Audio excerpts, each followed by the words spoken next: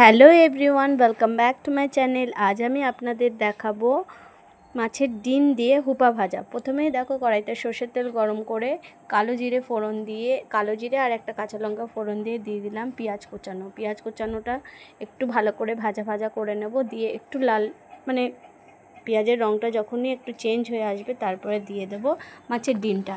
দিয়ে এটাকেও খুব ভালো করে এবার পেঁয়াজের সাথে ভাজা ভাজা করব। একটু ঝুড়ো ঝুড়ো হয়ে করে নেব।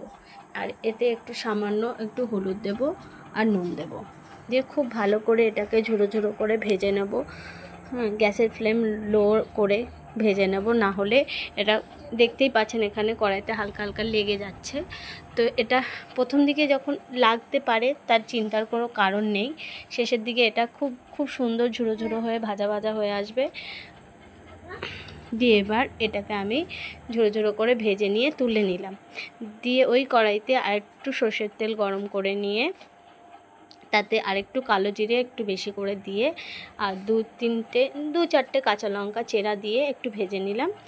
দিয়ে এবার দিয়ে দেব হুপাটা। হুপাটা দেখো আমি প্রথমে আগে একদম মিহি করে কুচিয়ে নিয়ে নুন দিয়ে মেখে কিছুক্ষণের জন্য রেখে দিয়েছিলাম, যাতে হুপার থেকে যে জলটা বেরোবে এক্সট্রা জলটা সেটা ঝরিয়ে নেব। দিয়ে ঝরিয়ে নিয়ে হুপাটা আমি একে একে দিয়ে দিলাম। দিয়ে এবার এই হুপাটাকে খুব ভালো করে একটু ভাজা ভাজা করব।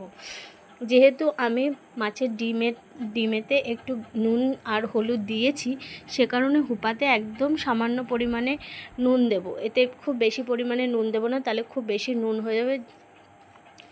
তো মাছের দেখতেই পাচ্ছ এখানে হুপাটার কালারটা যখন অনেকটা চেঞ্জ হয়ে এসছে, তারপরেই দিয়ে দিলাম মাছ সেই ভেজে রাখা মাছের ডিমের ঝুড়ো ঝুড়োটা। দিয়ে এটাকে খুব ভালো করে মানে মিশিয়ে নেব। আর একটু স্বাদ মতো চিনি দেব, সামান্য, একদম সামান্য। দিয়ে এটাকে খুব ভালো করে, আমার এখানে নুনটা আর লাগেনি যেহেতু আমি মাছের ডিমটা একটু বেশি পরিমাণেই নুন দিয়েছিলাম। তো আপনারা নুনটা একটু স্বাদ মতনই দেবেন আর বুঝে শুনে দেবেন।